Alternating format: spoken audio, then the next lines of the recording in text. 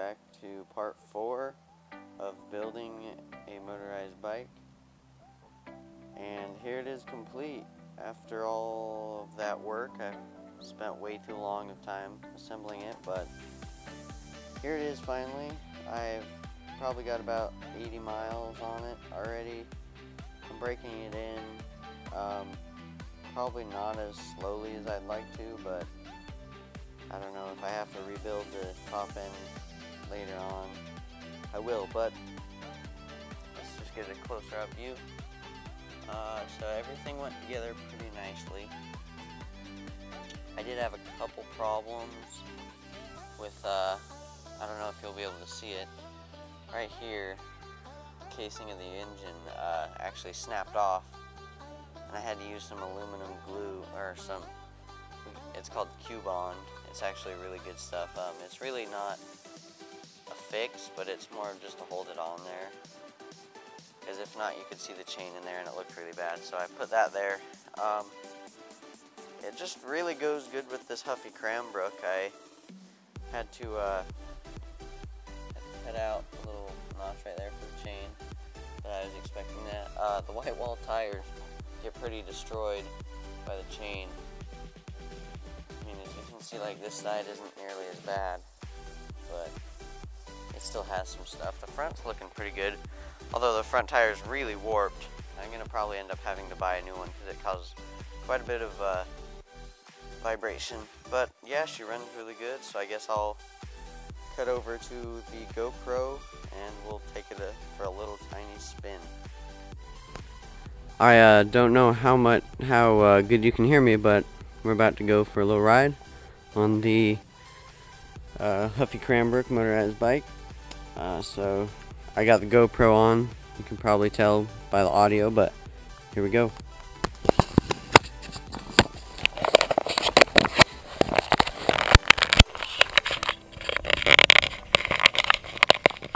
It's actually running off of the reserve tank right now because I still need to go get some gas, but yeah, let's go for a ride.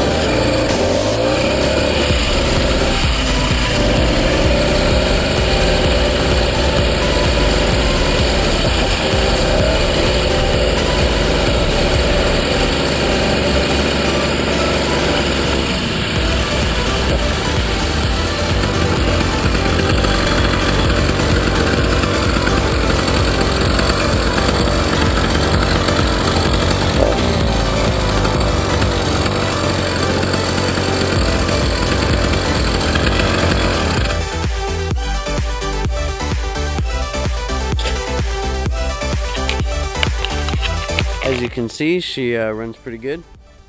You also might have seen how wobbly the front tire is. I'm probably gonna end up buying a new one, as I said before, but very comfortable to ride. I love this bike. I love the way it looks. It is a little cheap, but it works really well. I like it. So yeah, if you enjoyed this series, please subscribe. There might be more in the future. And yeah, leave a like below and comment on anything I did wrong. Luckily there's no like leaks in the gas tank. I've heard a lot of people have had a lot of leaks right here and where the mounts are.